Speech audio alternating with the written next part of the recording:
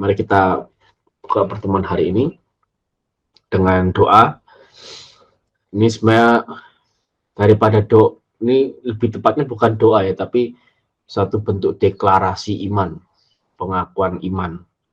Dan ini adalah rumusan iman yang disetujui oleh gereja di seluruh dunia. Tapi tentu tahunnya di tahun 400-an gitu ya. Hasil Konsili Nicea Konstantinopel. Mari kita doakan dan deklarasikan iman kita. Dalam nama Bapa dan Putra dan Roh Kudus. Amin.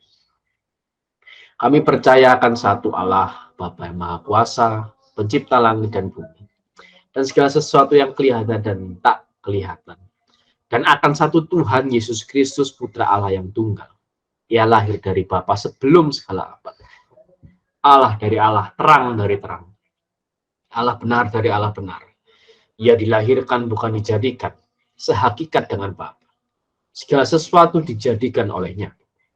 Ia turun dari surga untuk kita manusia dan untuk keselamatan kita. Dan ia menjadi daging oleh Roh Kudus dari perawan Maria dan menjadi manusia. Ia pun disalibkan untuk kita. Waktu Pontius Pilatus, ia wafat, kesengsaraan, dan dimakamkan.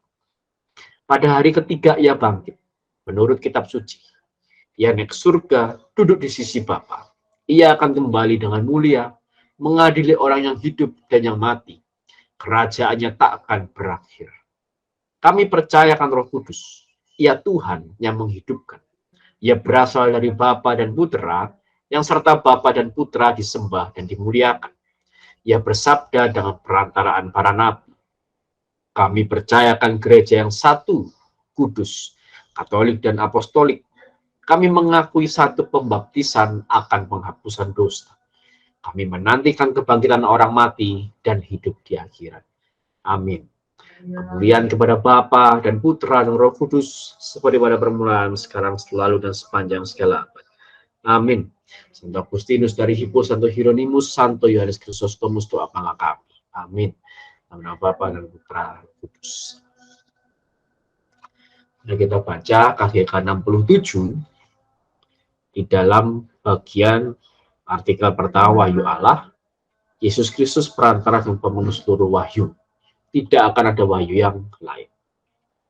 Dalam peredaran waktu terdapatlah apa yang dinamakan wahyu pribadi, yang beberapa diantaranya diakui oleh pimpinan gereja. Namun wahyu pribadi itu tidak termasuk dalam perbendaharaan iman. Bukanlah tugas mereka untuk menyempurnakan wahyu Kristus yang definitif atau untuk melengkapi, melainkan untuk membantu supaya orang dapat menghayatinya lebih dalam lagi dalam renang waktu tertentu. Di bawah bimbingan wewenang mengajar gereja, maka dalam kesadaran iman, umat beriman tahu membedakan dan melihat dalam wahyu-wahyu ini apa yang merupakan amanat otentik dari Kristus atau para kudus kepada gereja. Iman Kristen tidak dapat menerima wahyu-wahyu yang mau melebihi atau membetulkan wahyu yang sudah dituntaskan dalam Kristus. Hal ini diklaim oleh agama-agama bukan Kristen tertentu dan seringkali juga oleh sekte-sekte baru tertentu yang mendasarkan diri atas wahyu-wahyu yang demikian. Nah, ini ya, jadi gereja mengatakan ada namanya wahyu pribadi, itu ada. Misal contoh, saya berdoa pada Tuhan, misal saya tanya Tuhan, engkau mau aku bekerja di mana setelah aku lulus kuliah. Lalu saya yakin dan percaya saya mendapat wahyu ilahi melalui hati. Tuhan berkata, kamu sebaiknya masuk ke jadi guru les, nah, misal begitu. Nah, itu bisa jadi benar, tapi itu wahyu pribadi. Jadi secara pribadi saja, tidak berlaku secara umum. Nah, itu gereja pun mengakui adanya hal seperti itu. Tapi tidak mengharuskan orang lain untuk mempercayainya. Salah satu contohnya itu misal penampakan Bunda Maria di Fatimah. Nah, itu wahyu pribadi, sekalipun dialami oleh 3 orang anak. Tapi itu masuk kategori wahyu pribadi. Orang Katolik boleh nggak untuk tidak percaya bahwa Bunda Maria pernah menampakkan diri di Fatimah? Boleh. Nggak apa-apa. Kita tetap Katolik kok. sekalipun kita nggak percaya, oh saya nggak percaya Bunda Maria tuh menampakkan diri di Fatimah, itu nggak apa-apa. Karena itu bentuknya wahyu pribadi. Tapi kalau misal, wah saya nggak percaya bahwa Roh Kudus adalah Tuhan, wah itu kita tentu menentang ajaran dari Tuhan Yesus sendiri ya. Karena Tuhan Yesus sendiri juga yang mengajarkan bahwa Roh Kudus adalah Tuhan yang layak disembah dan dimuliakan. Nah, begitu kira-kira. Nah, itu sedikit tentang KGK 67. Nah, mari kita baca firman Tuhan. Saya akan bantu bacakan pada kesempatan hari ini. Teman-teman silakan baca masing-masing juga di rumahnya. Karena iman timbul dari pendengaran akan firman Tuhan, begitu katanya. Ya, maka dengarkan firman Tuhan pada kesempatan hari ini. Keluaran 6 ayat 1 sampai 7 ayat 25. Pengutusan Musa dan rumah pertama. Selanjutnya berfirmanlah Allah kepada Musa, Akulah Tuhan. Aku telah menampakkan diri kepada Abraham, Ishak dan Yakub sebagai Allah yang Maha Kuasa. Tetapi dengan namaku Tuhan, aku belum menyatakan diri. Bukan saja aku telah mengadakan perjanjianku dengan mereka untuk memberikan kepada mereka tanah Kanaan, tempat mereka tinggal sebagai orang asing. Tetapi aku sudah mendengar juga terang orang Israel yang telah diperbudak oleh orang Mesir. Dan aku ingat kepada perjanjianku. Sebab itu katakanlah kepada orang Israel, Akulah Tuhan, aku akan membebaskan kamu dari kerja paksa orang Mesir, melepaskan kamu dari perbudakan mereka, dan menebus kamu dengan tangan yang teracung, dan dengan hukuman-hukuman yang berat. Aku akan mengangkat kamu menjadi umatku, dan aku akan menjadi Allahmu, supaya kamu mengetahui bahwa akulah Tuhan Allahmu yang membebaskan kamu dari kerja paksa orang Mesir. Dan aku akan membawa kamu ke negeri yang dengan sumpah telah kujanjikan memberikannya kepada Abraham, Ishak, dan Yakub. Dan aku akan memberikannya kepadamu untuk menjadi milikmu. Akulah Tuhan. Lalu Musa mengatakan demikian kepada orang Israel. Tapi mereka tidak mendengarkan Musa karena mereka putus asa dan karena perbudakan yang berat itu. Kemudian Tuhan berfirman kepada Musa, Pergilah menghadap. Katakanlah kepada Firaun, Raja Mesir, bahwa ia harus membiarkan orang Israel pergi dari negerinya. Tetapi Musa berkata di hadapan Tuhan, orang Israel sendiri tidak mendengarkan aku. Bagaimana mungkin Firaun akan mendengarkan aku? Aku seorang yang tidak petah lidahnya. Demikianlah Tuhan telah berfirman kepada Musa dan Harun, serta mengutus mereka kepada orang Israel dan kepada Firaun, Raja Mesir, dengan membawa perintah supaya orang Israel dibawa keluar dari Mesir. Inilah para kepala kaum keluarga mereka, anak-anak Ruben, anak sulung Israel, Henoch, Palu, Hezron, dan Karmi. Itulah kaum-kaum Ruben. Anak-anak Simeon, Yemuel, Yamin, Ohad, Yakin, Zohar, dan Saul, anak seorang perempuan Kanaan. Itulah kaum-kaum Simeon. Inilah nama anak-anak Lewi menurut urutan kelahirannya, Gerson, Kehat, dan Merari. Umur Lewi 137 tahun. Anak-anak Gerson, Libni dan Simei menurut kaum mereka. Anak-anak Kehat, Amram, Izar, Hebron, dan Uziel. Umur Kehat 133 tahun. Anak-anak Merari, Mahli, dan Musi. Itulah kaum-kaum Lewi menurut urutannya. Dan Amram mengambil Yokebed, saudara ayahnya, menjadi istrinya. Dan perempuan ini melahirkan Harun dan Musa baginya. Umur Amram 137 tahun. Anak-anak Yizar, Korai, Nefek, dan Sikri. Anak-anak Uziel, Misael, Elsafan, dan Sitri. Dan Harun mengambil Eliseba, anak perempuan Aminadab, saudara perempuan Nahason, menjadi istrinya. Dan perempuan ini melahirkan baginya Nadab, Abihu, Eleazar, dan Itamar. Anak-anak Korah, Asyir, Elkana, dan Abiasaf. Itulah kaum-kaum orang Korah. Eleazar, anak Harun, mengambil salah seorang anak perempuan Putiel menjadi istrinya, dan perempuan ini melahirkan Pinehas baginya. Itulah para kepala kaum orang Lewi menurut kaum mereka. Itulah Harun dan Musa yang diperintahkan Tuhan, bawalah orang Israel keluar dari tanah Mesir menurut pasukan mereka. Mereka lah yang berbicara kepada Firaun, Raja Mesir, supaya mereka membawa orang Israel keluar dari Mesir. Itulah Musa dan Harun. Pada waktu Tuhan berfirman kepada Musa di tanah Mesir, Tuhan berfirman kepadanya, "Akulah Tuhan, katakanlah kepada Firaun raja Mesir, segala yang kufirmankan kepadamu." Tetapi Musa berkata di hadapan Tuhan, "Bukankah aku ini seorang yang tidak betah lidahnya? Bagaimanakah mungkin Firaun akan mendengarkan aku?" Berfirmanlah Tuhan kepada Musa, "Lihat, aku mengangkat engkau sebagai Allah bagi Firaun, dan Harun abangmu akan menjadi nabi. Engkau harus mengatakan segala yang kuperintahkan kepadamu, dan Harun abangmu harus berbicara kepada Firaun, supaya dibiarkannya orang Israel itu pergi dari negerinya. Tetapi aku akan mengeraskan hati Firaun, dan aku akan memperbanyak tanda-tanda dan mujizat-mujizat yang kubuat di tanah Mesir. Bila mana Firaun tidak mendengarkan kamu, maka aku akan mendatangkan tanganku kepada Mesir dan mengeluarkan pasukanku, umatku, orang Israel dari tanah Mesir dengan hukuman-hukuman yang berat. Dan orang Mesir itu akan mengetahui bahwa akulah Tuhan apabila aku mengacungkan tanganku terhadap Mesir dan membawa orang Israel keluar dari tengah-tengah mereka." Demikianlah diperbuat Musa dan Harun seperti yang diperintahkan Tuhan kepada mereka. Demikianlah diperbuat mereka. Adapun Musa 80 tahun umurnya dan Harun 83 tahun ketika mereka berbicara kepada Firaun. Dan Tuhan berfirman kepada Musa dan Harun, "Apabila Firaun berkata kepadamu, tunjukkanlah suatu mujizat, maka haruslah kau katakan kepada Harun, ambillah tongkatmu dan lemparkanlah itu di depan Firaun, maka tongkat itu akan menjadi ular." Musa dan Harun pergi menghadap Firaun, lalu mereka berbuat seperti yang diperintahkan Tuhan. Harun melemparkan tongkatnya di depan Firaun dan para pegawainya, maka tongkat itu menjadi ular. Kemudian Firaun pun memanggil orang-orang berilmu dan ahli-ahli sihir. Dan mereka pun, ahli-ahli Mesir itu, membuat yang demikian juga dengan ilmu mantra mereka. Masing-masing mereka melemparkan tongkatnya dan tongkat-tongkat itu menjadi ular. Tetapi tongkat Harun menelan tongkat-tongkat mereka. Tetapi hati Firaun berkeras, sehingga tidak mau mendengarkan mereka keduanya, seperti yang telah difirmankan Tuhan. Berfirmanlah Tuhan kepada Musa, "Firaun berkeras hati, ia menolak membiarkan bangsa itu pergi.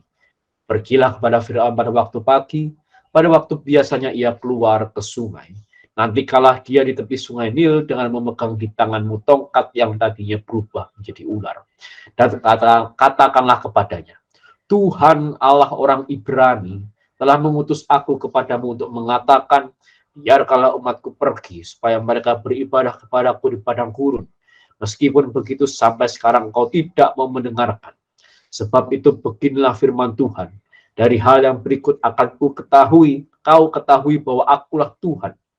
Lihat, dengan tongkat yang di tanganku ini akan kupukul air yang di sungai Nil, dan air itu akan berubah menjadi darah. Dan ikan yang dalam sungai Nil akan mati, sehingga sungai Nil akan berbau busuk.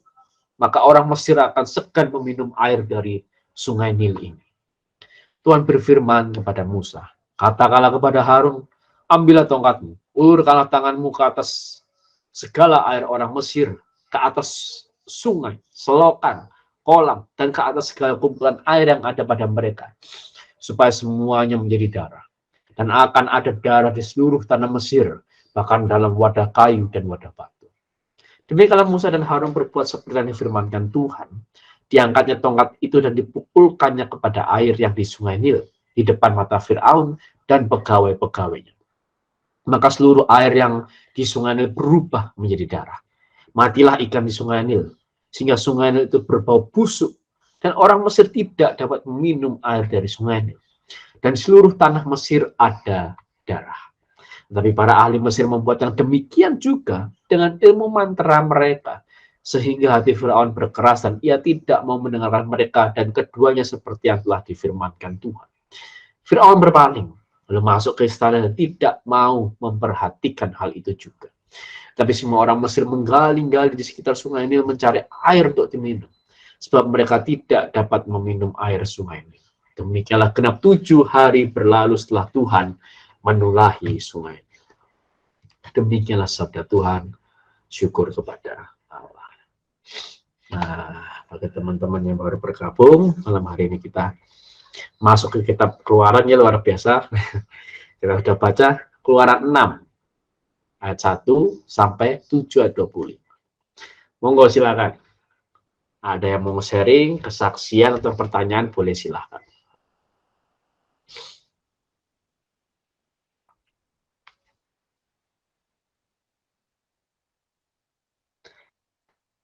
Siapa?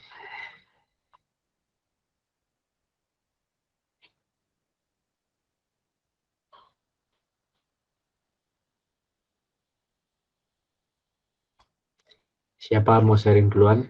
Oh, Mas Kris, silakan. Ya, saya tadi pengen nanggepin apa namanya yang dibilangnya Musa itu umur 80 tahun, terus Harun 83 tahun. Nah, ini mengingatkan saya kalau emang Tuhan mau pakai itu ya umur itu udah nggak jadi batasan gitu loh maksudnya. Dan kebayangan kalau saya lihat umur-umur segitu tuh orang udah susah gerak, susah, udah nggak bisa jalan jauh atau gimana. Tapi ternyata masih bisa apa ya Tuhan pakai untuk hal-hal yang besar ya, memimpin satu bangsa lagi gitu. Kalau kan saya kan juga ini maksudnya aktif di lingkungan sini kan, kemarin itu ya saya sekedar sharing ya, kemarin itu kan saya ikut rapat lingkungan gitu, dan untuk yang jadi ketua lingkungan itu ya itu aja. Nah, nggak masalah bagi saya, tapi dari kisah Musa sama Harun ini tuh ngingetin kalau sebenarnya melayani Tuhan lewat komunitas itu nggak dibatasin sama umur juga gitu, tapi lebih ke hati yang ingin melayani aja. Nah, kebetulan yang kalau di lingkungan itu emang nggak ada yang mau aja, nggak ada yang mau gantian. Padahal yang sekarang juga, ayo dong ayo siapa gitu. Tapi ya semuanya kembali ke kesiapan hati lah ya. Bukan maksudnya mau menghakimi sih, cuma pasti lebih ke kesiapan mau. Kalau jadi pemimpin kan itu memang pengorbanan itu pasti ada lah, minimal waktu kan. Gitu. Waktu sama keluarga berkurang atau gimana gitu. Harus memperhatikan umatnya, harus ada tanggung jawab lain. Nah, ini kebayang aja Musa umur segitu, dia pasti punya tanggung jawab juga sama keluarganya, dia punya tanggung jawab sama ya istri dan anaknya, tapi mas yang harusnya istirahat tapi masih dikasih tanggung jawab Tuhan, hal yang besar sekali gitu. Jadi ya memang benar sih kata Tuhan yang kalau Musa itu manusia paling yang apa ya, lemah lembut ya. Jadi dia nurut, mau manut aja sama Tuhan disuruh apa gitu. Ya itu aja sih dari saya. Wah, terima kasih. Mantap sekali, Mas Kris. Emang benar ya. Bahkan kan ada orang bilang kalau di dalam Tuhan tuh nggak ada pensiun istilahnya ya. Pensiunnya nanti waktu udah di bawah tanah. Gitu. Itu baru pensiun. Itu pun nggak pensiun sebenarnya. Di surga pun kita terus mendoakan orang-orang yang masih di dunia ini gitu ya. Jadi memang dalam Tuhan ini nggak ada pensiun memang. Memang kerja, kerja, kerja, kerja. Kabinet kerja mungkin Tuhan yang punya kabinetnya. Kita kira-kira ya. Tapi memang menarik ini kalau kita baca, dan umur Musa itu nggak panjang-panjang banget. Umur Musa cuma sampai 120 tahun umurnya. Jadi sekalipun kita konversikan ke umur sekarang gitu ya, ini masih tergolong tua. 80 tahun tuh mas, ini umur yang sudah tua pasti. Gitu. Dengan setiap keterbatasannya. Tapi hebatnya kalau kita baca di perjalanan selanjutnya gitu ya, bagaimana bangsa Israel menyerang bangsa-bangsa lain, di kitab Keluaran, di kitab Bilangan gitu ya. Itu Musa bukan hanya sebagai pemimpin agama atau pemimpin rohani, tapi bahkan dia juga sebagai pemimpin pasukan dan jenderal. Itu Musa. Di umurnya sudah lebih dari 80 tahun tentu ya. Ikut bangsa Israel muter-muter 40 tahun, dan meninggal di umur 120 tahun. Atau mantap sekali. Terima kasih Mas Kris. Sangat meneguhkan. Semoga ketua lingkungan di lingkungan Mas Kris tetap tabah dan setia. Iya, iya. Terima kasih. Monggo silakan yang lain. Wah, seru banget ini Perikop malam hari ini. Silakan, siapa mau sharing lagi?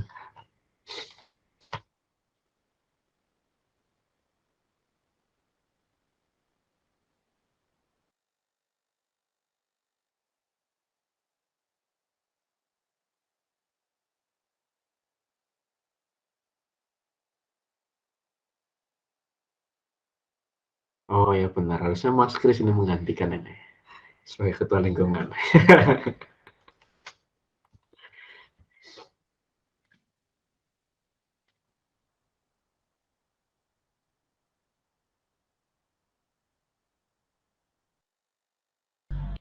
Siap lagi yang mau sharing?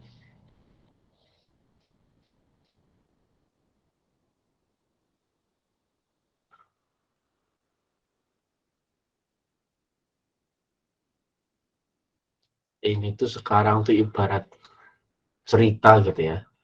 Seperti yang pertemuan lalu saya sampaikan, kitab Keluaran itu kayak komik superhero memang. Gitu ya, menampilkan dua tokoh yang bertolak belakang secara karakter, secara keinginan, dan tokoh ini bertanding gitu. Ya kan? Firaun yang dikatakan hatinya itu keras hati, sedangkan Musa sebaliknya dikatakan orang yang paling lembut hatinya. Nah, ini kan dua karakter yang paling berbeda. Firaun yang merasa bahwa diri itu berada di atas, dan dia bilang, siapa Tuhan itu? Aku nggak mengenal Tuhan. Nah, itu kan. Menganggap dirinya sebagai Tuhan. Sedangkan Musa tahu, Musa hanya hambanya Tuhan. Nah, dua tokoh ini bertanding gitu ya. Kayak Spider-Man lawan Green Goblin gitu kira-kira ya. Dua tokoh yang bertanding. Nah, ini udah mulai naik ini tensinya. Gitu kan, udah mulai naik tensinya. Gitu. Jadi ini ibarat dalam tanda kutip Musa melakukan penyerangan pertama tapi gagal. Itu biasa dalam cerita superhero kan begitu. Percobaan pertama wah belum berhasil. Ya. Dia percobaan kedua belum berhasil. Sampai ada percobaan ke-10 baru berhasil. Dalam tanda kutip. Ya. Jadi ini mulai seru nih ceritanya. Tensinya mulai naik. Ya kan.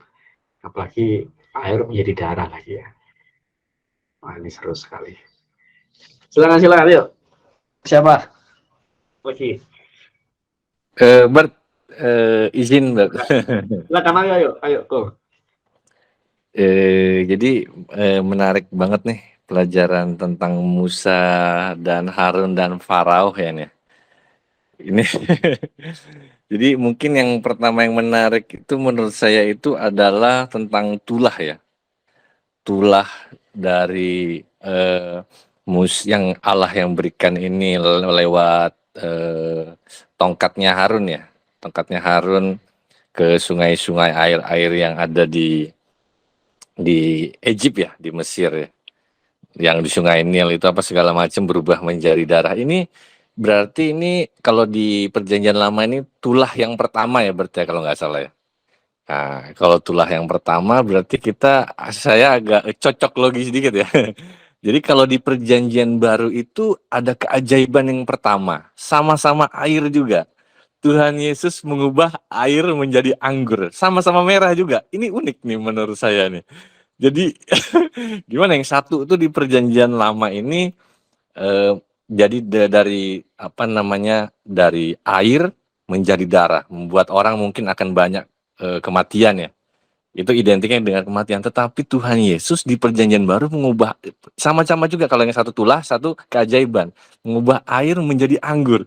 Keajaiban yang pertama. Jadi anggur ini memberikan kehidupan ya, melambangkan kehidupan. Jadi yang satu di Perjanjian Lama membawa kematian, yang satu membawa kehidupan gitu. Menurut gue ini saya menarik ini. Terus juga ditulis ya di Yohanes 1 ayat 17 ya.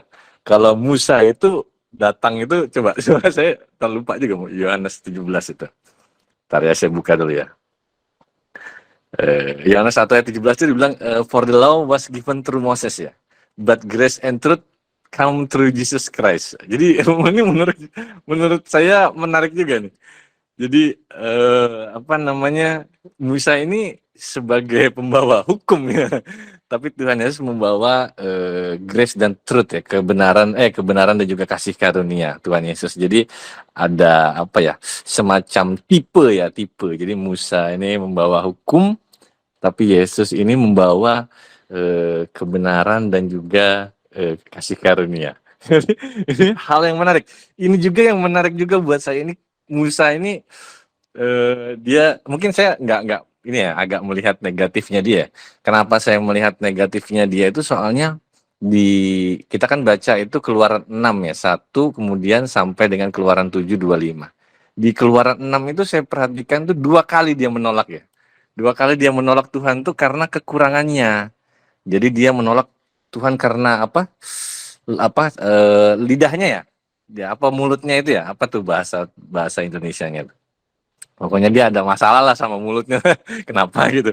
Dia mungkin kalau bahasa Inggrisnya stuttering ya. Stuttering itu kayak mungkin apa? Petah lidah. Ya berat lidah betul. Nah, tapi Musa ini kenapa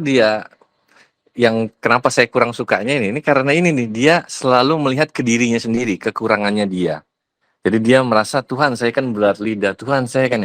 Padahal Tuhan itu justru memakai kekurangannya dia, sehingga orang akan melihat bahwa yang ada di dalam dirinya itu Tuhannya, bukan kemampuannya. Kalau seandainya nanti dia seperti, anggap saja Saul ya. Saul itu kan bisa dibilang perfect ya, dia tuh gagah, berani, tampan, tinggi besar gitu ceritanya ya misalnya.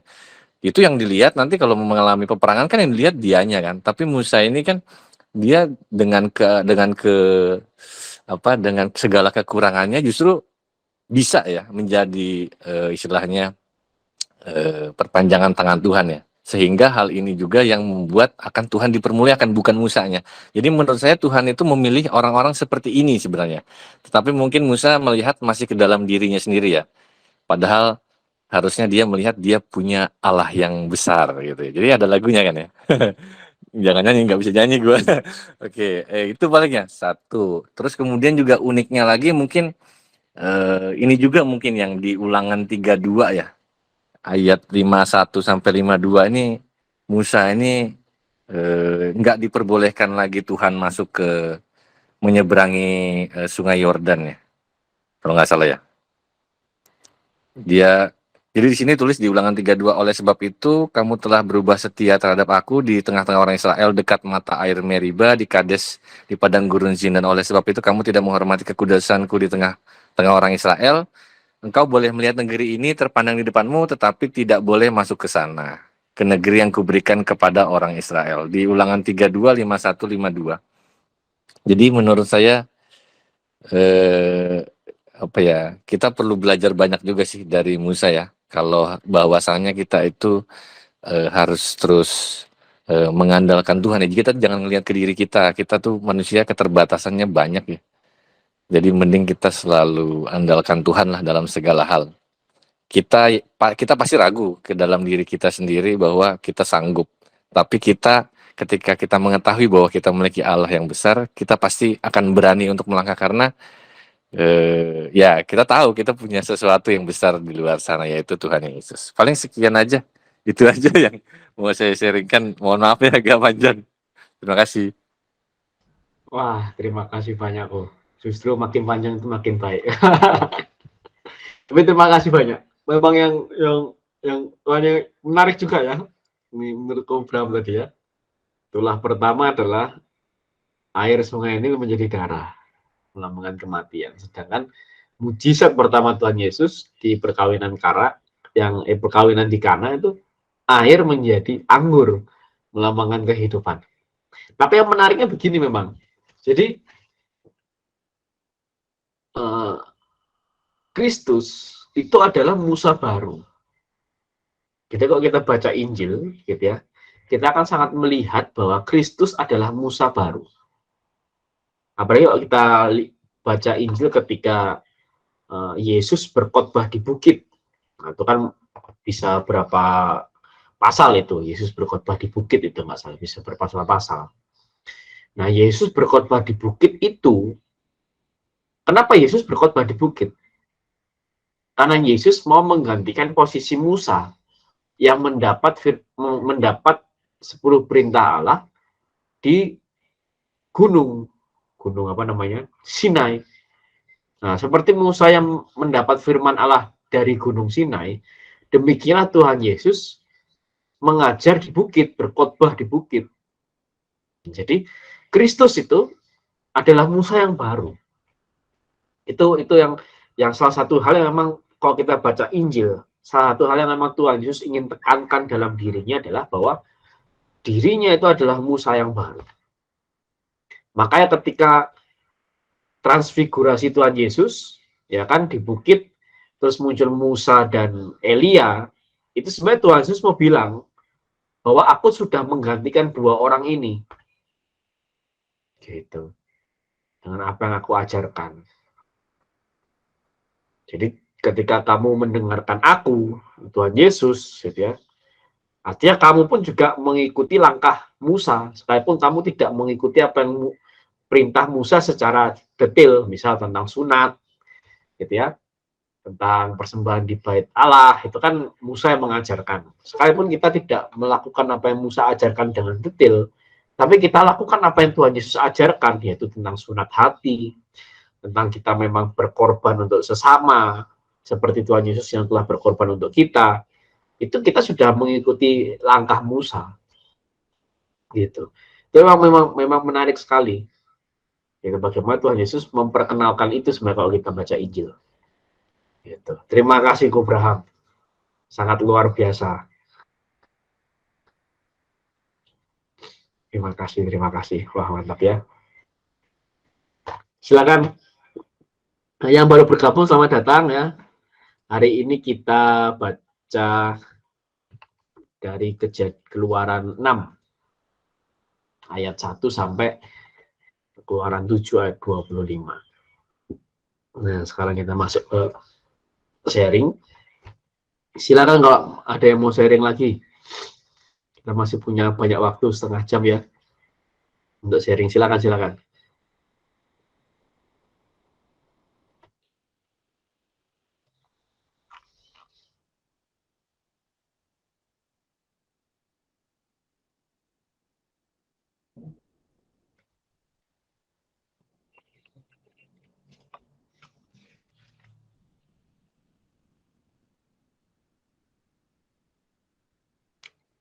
Ada lagi. Dan memang ini kita menarik ya. Tadi juga Abraham yang ya, Bang Ambo mungkin baru datang. Bang Ambo, silakan. Kalau jangan-jangan sudah ada malam semua. Malam Bang. Ya. Kelewatan tadi bacaannya. Silakan. Tapi apa ya? Kayaknya karena kelewat kebacaannya tadi, bacanya mau ini aja, mau sharing aja sebetulnya. Apa? Mengenai ini. Kalau apa? Sebetulnya kita apa ya? Ini cerita pastor aja sih apa minggu lalu gitu. Jadi tapi menarik gitu. Kita itu kan apa sebetulnya dari kecil kan apa? Mungkin dari kelas ya sejak bisa jalan lah, udah, atau mungkin kelas 4 atau umur 3-4 tahun lah mungkin, atau 5 tahun udah mulai sekolah minggu gitu ya. Tapi kita nggak tahu kita itu apa, belum tahu kita itu iman Katolik gitu. Udah pastilah. Ya menurut saya belum lah, umur kecil. Bahkan mungkin sampai SMP mungkin kita nggak tahu juga menjelaskan iman itu apa. Yang penting ke gereja gitu kan, itu dulu gitu. Tapi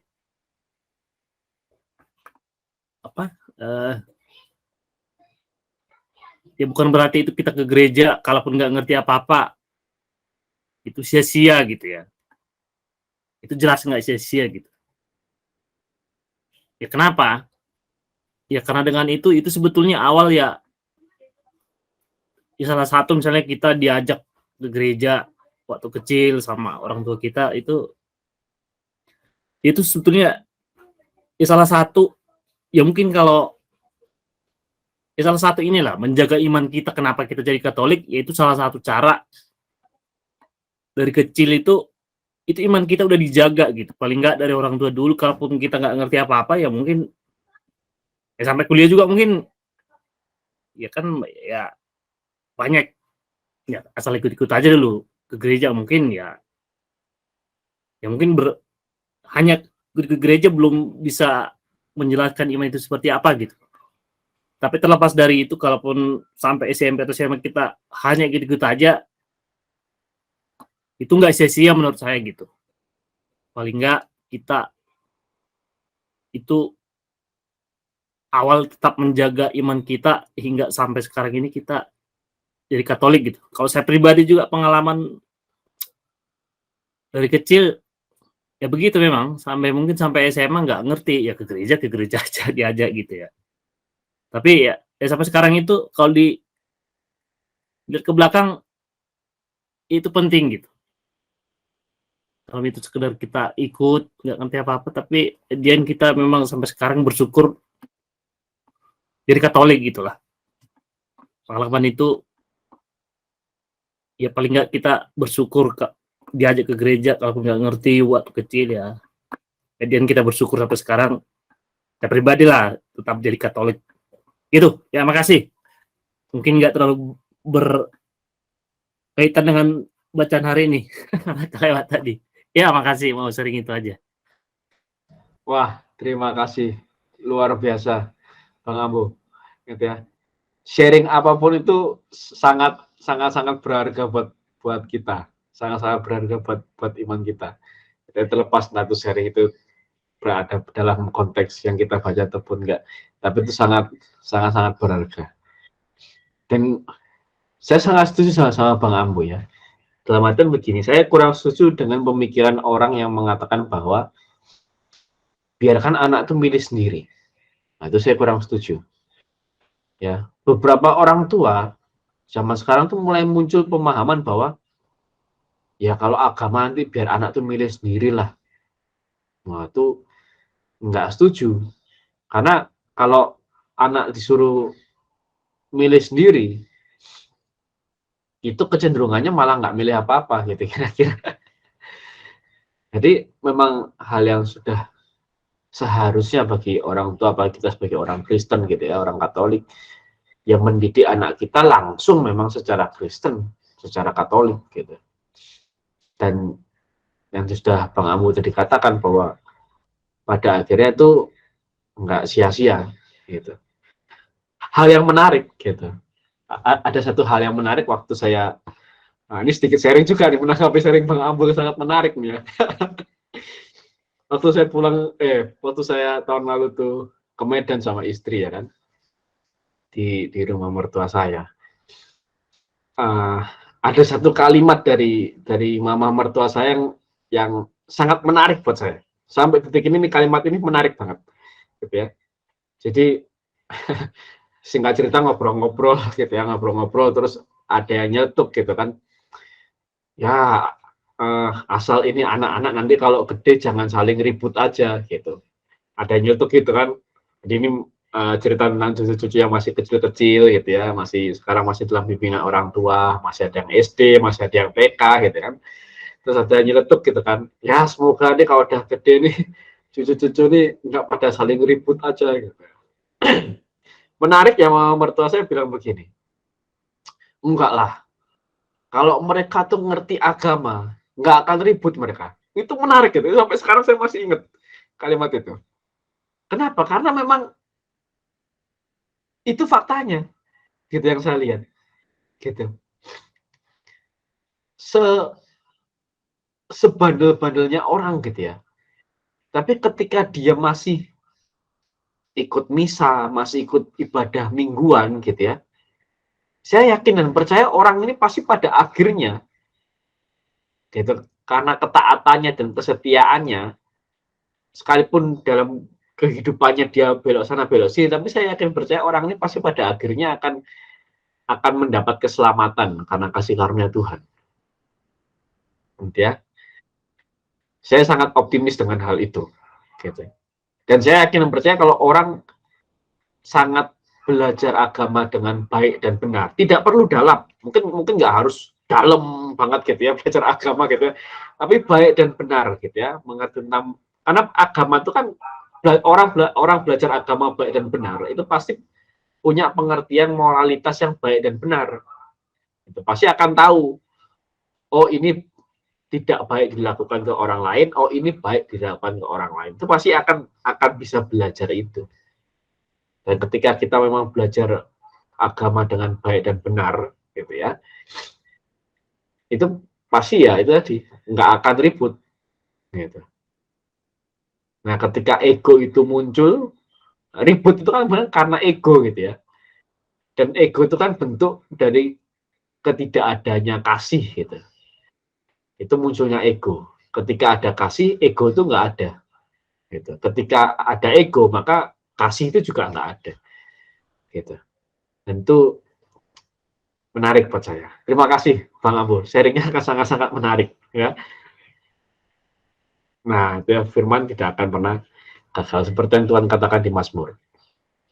Ya, firman yang turun itu tidak akan pernah kembali sia-sia. Terima kasih, luar biasa. Mari teman-teman, siapa lagi yang mau punya sharing, punya kesaksian atau punya pertanyaan, silakan. Kita masih ada waktu sekitar 15 menit sebelum Bapak Leo menyampaikan petuah-petuahnya pada kesempatan malam hari ini.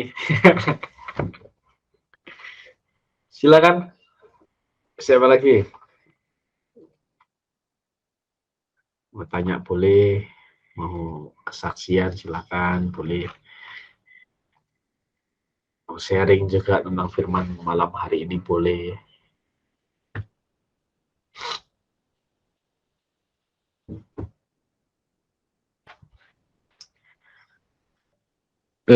Mau Silakan. nambahin dikit aja lagi.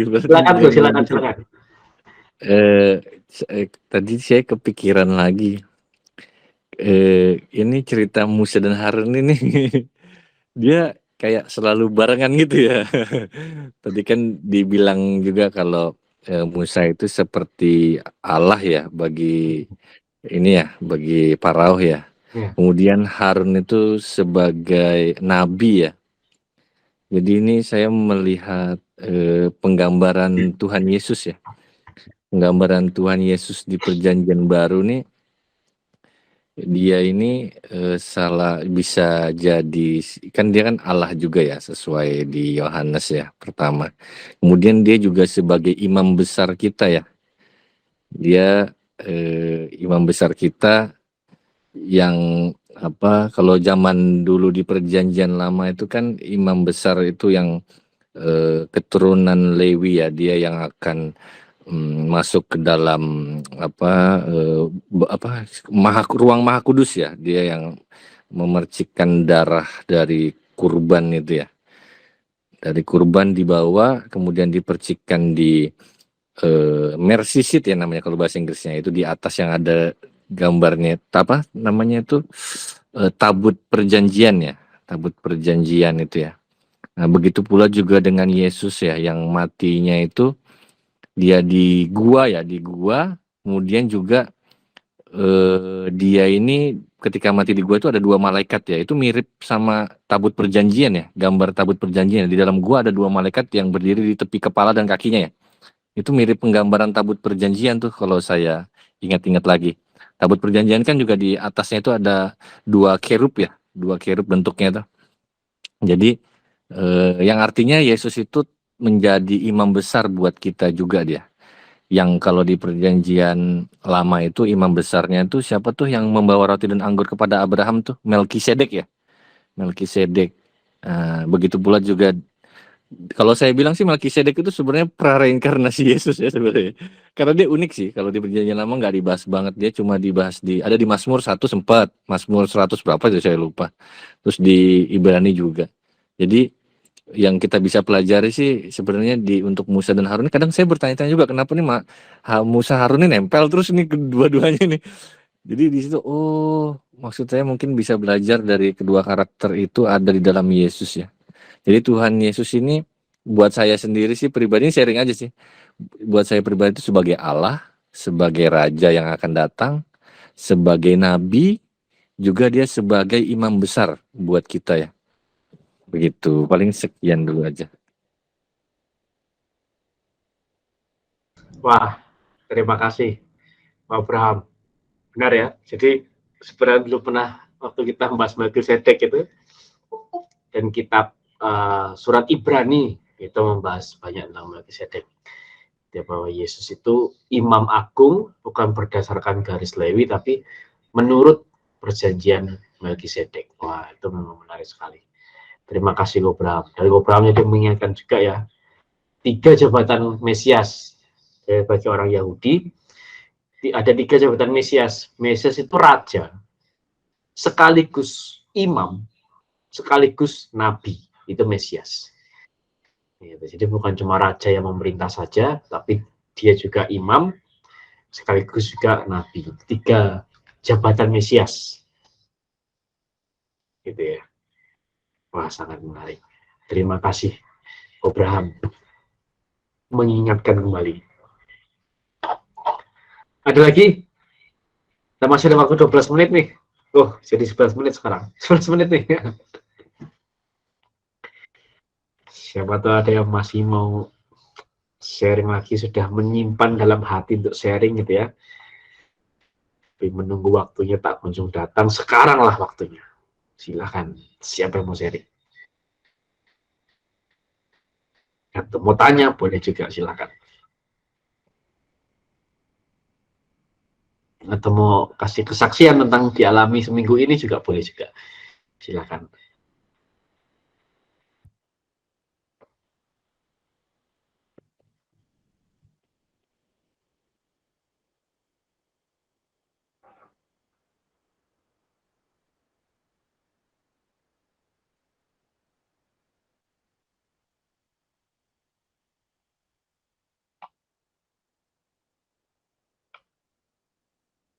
Tidak ada?